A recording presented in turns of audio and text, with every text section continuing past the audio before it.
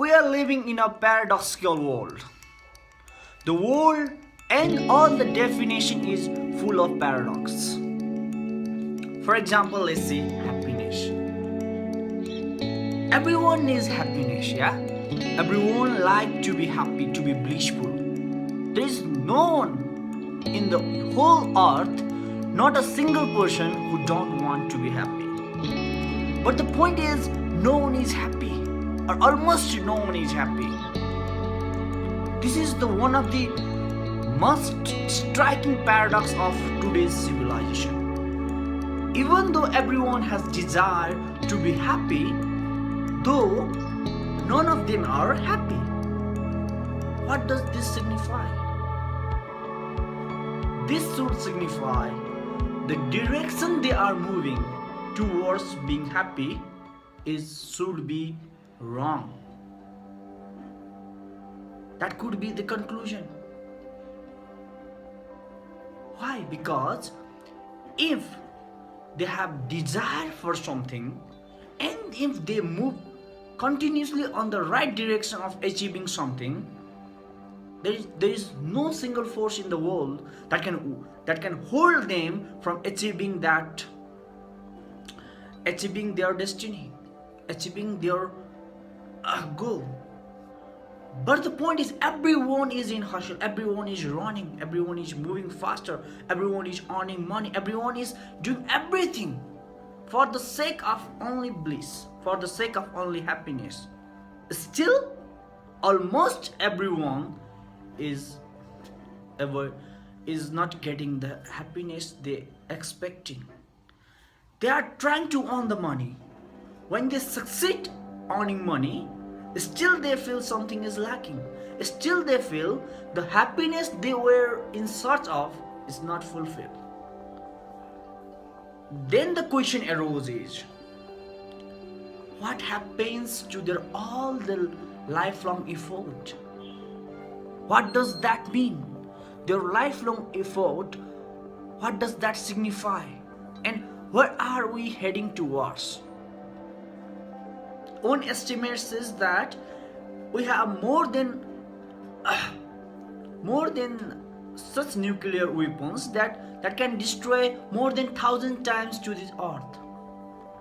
This is the finding of today's humanity. This is the research we are doing.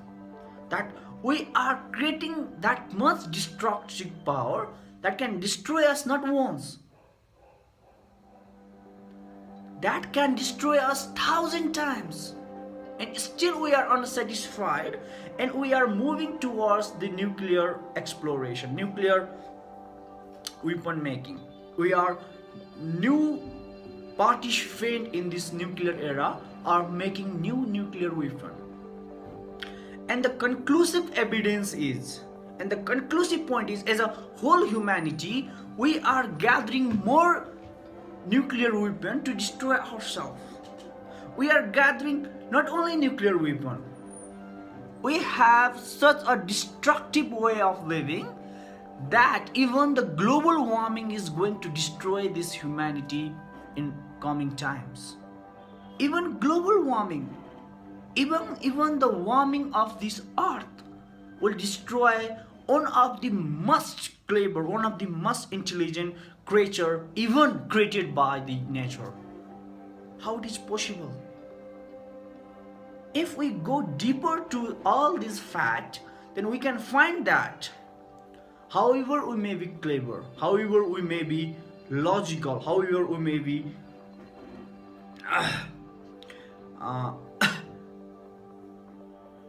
more intelligent than other animals, we are on the path of self-destruction. That seems like more intelligence is curse. That is not bliss. That is not grace. That is curse.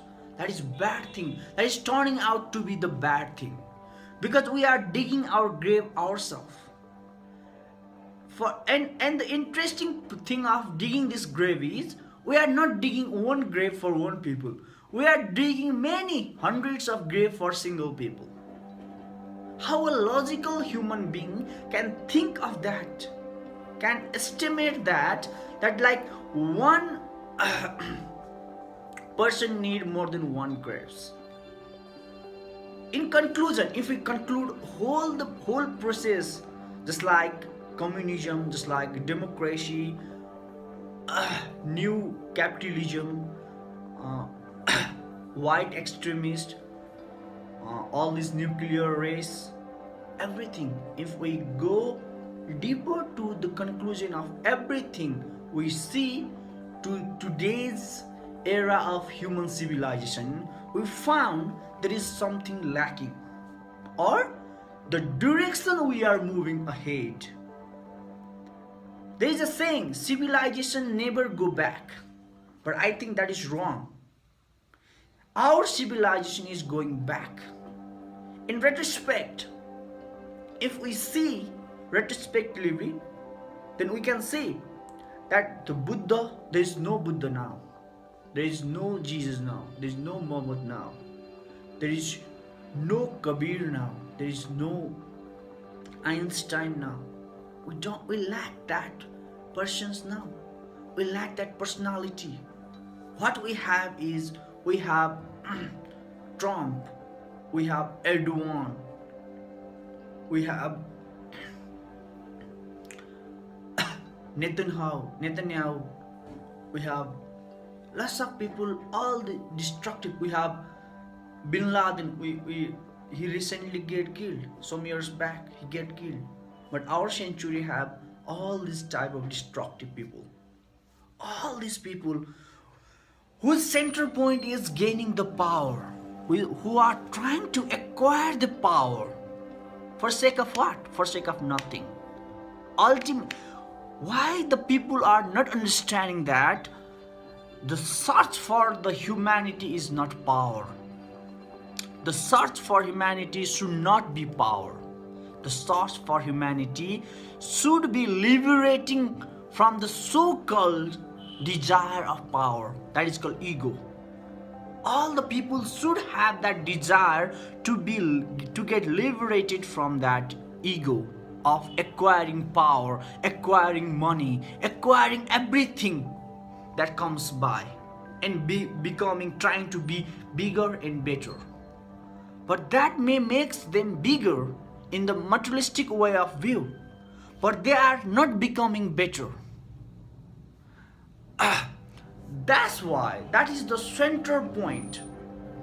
On the whole conclusion, we can say that the direction of humanity is wrong. As Buddha says, Apo Dipo Vava, be the light of yourself. Don't move ahead on the light of other, because someday that light will vanish. Like someday the money will vanish. Someday what we learn, education will vanish. Your sibling will vanish. Your parents will vanish. Your love affair will vanish. Everything will go. But you have to search something that will stay for you forever.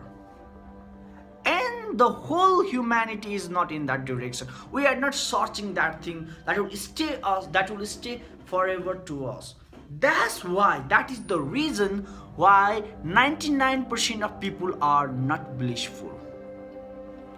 Maybe they may be poor, they may be rich, they may be educated, they may be uneducated, they may be doctor, they may be pilot. Everyone is in this vicious circle of misery. Everyone is falling in this vicious circle of misery. But still the humanity is not awake. We are not even interested in awakening ourselves. We are just interested in digging the problem. And another interesting part of this digging problem is, when we just like living, smoking cigarette, you stop smoking cigarette and went to drink alcohol. That's like that. We are attached on one problem at first. Someone will come by and say, you are in attachment in that problem.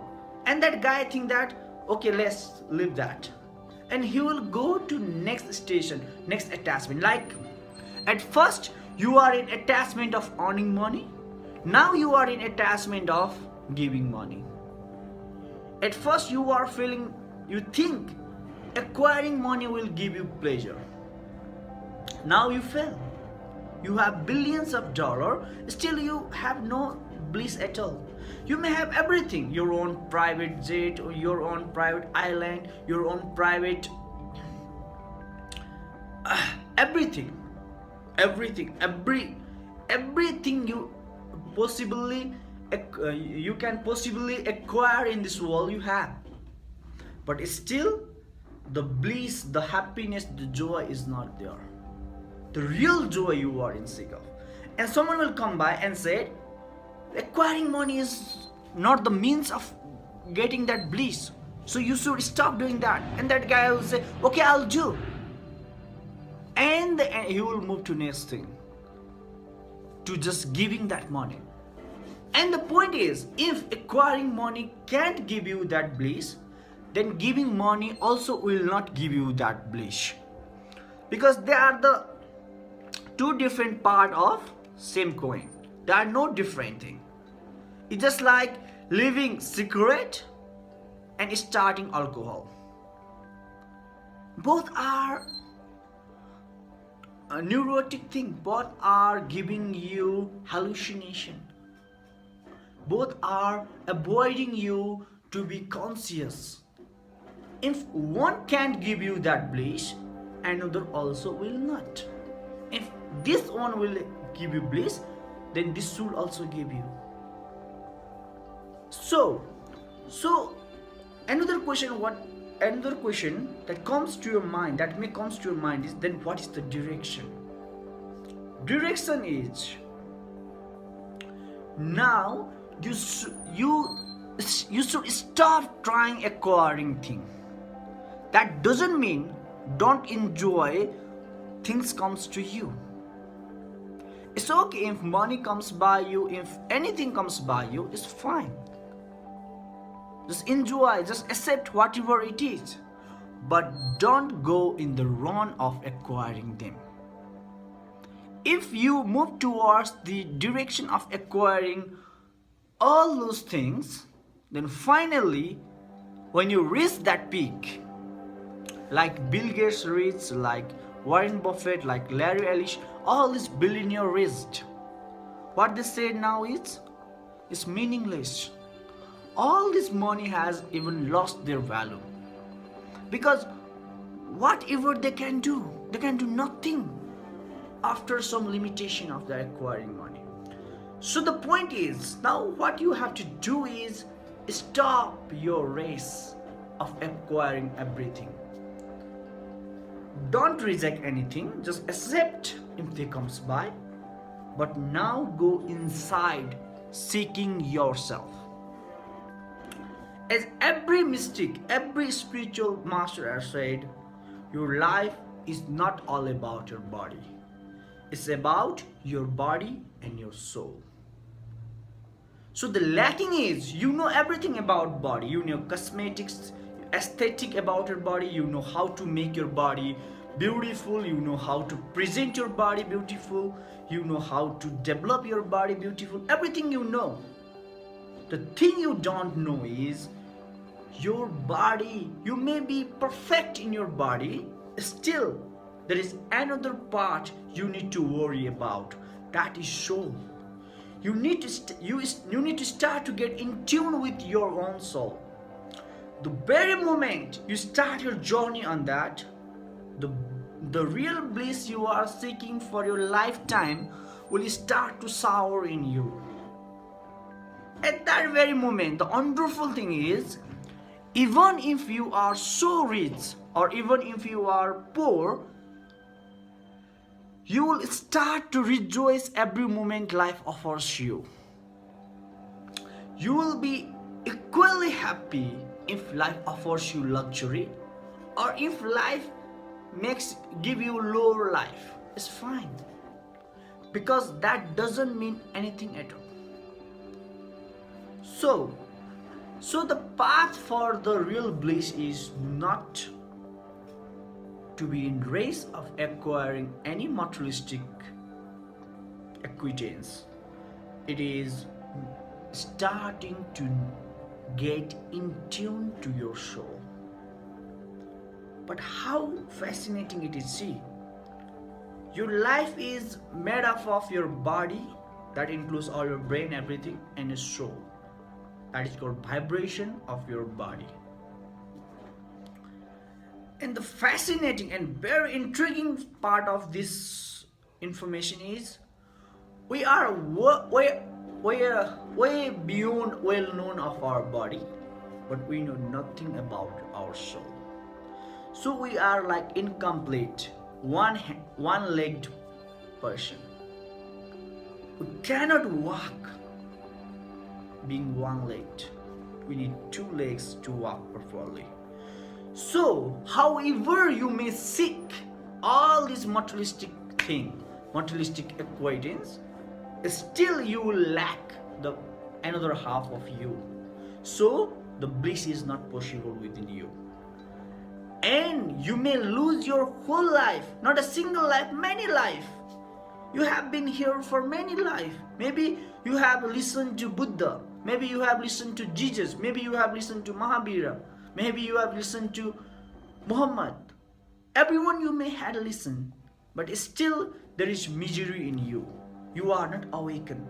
You are not conscious enough to evolve and to seek something beyond your body, beyond your all the materialistic desire, and to go inner depth and to find something that will give you the ultimate bliss, the pleasant bliss, the ecstasy we call it. You haven't gone through. So the misery continues. As Buddha says, there is pain, suffering in this world, and there is also reason of suffering. Also, the way of being liberated from their suffering and the state of being liberated of their suffering. Means there is suffering. No doubt about it. No one, even Buddha can't avoid that suffering. But the important thing is you have to know the reason of suffering. And you also have to know how to get liberated from that suffering. And you should know the state of being liberated from that suffering, which is called enlightenment.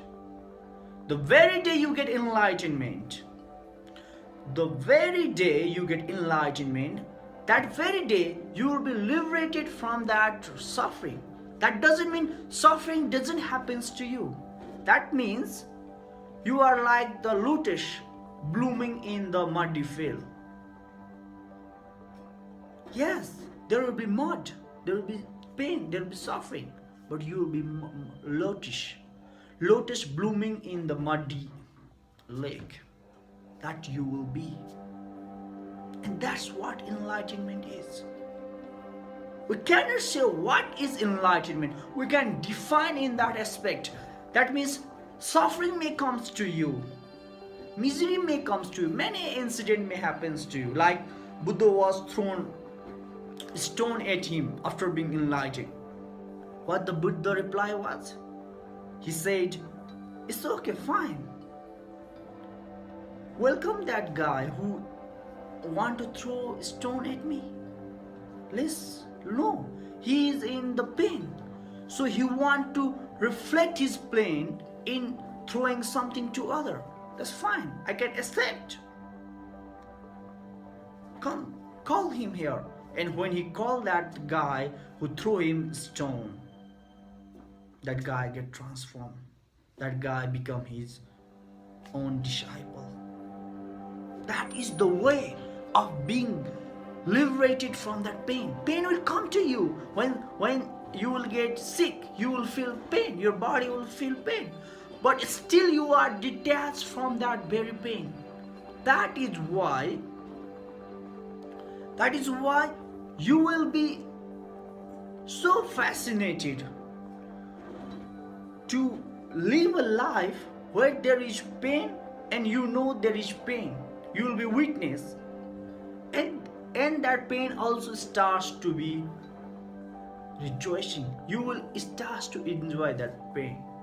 And that is the way, that is the meaning, that is the only possible way we can define enlightenment.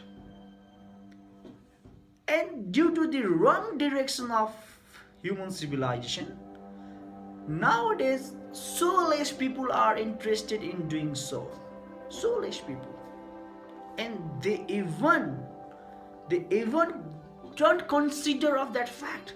They said they are okay to live in this misery, but they will not seek any bliss or any happiness or any liberation because they are scared they may lose this life, all this stuff. But the point is, if you get liberated, the thing you have will be so teeny right now. You will be in the king, you will be the real king at that time. Meaning of king is that, kingdom is that. But we call loss of king as a king. Emperor, they are not really emperor, they are poor guy who are suffering from ego tussle. They want to conquer the world because they feel unsafe being ruled by other. So they want to be emperor. They are not real emperor. Real emperor are like the Buddha, the Jesus, the Muhammad, who sacrifice themselves, who sacrifice their life to be them. And they live life in such a way there is no fear left. They are the real emperor. No, Napoleon is no emperor. Or all these Hitler or so many rulers they are not real king, real emperor. Emperor is who ruled his own life. That is the one real emperor. And the striking, intriguing thing is we have no more such many emperor. And we are living in such a deep arrogance that even we are not able to counter it, even we are not able to awake from this long sleep, and the suffering is continuing within us.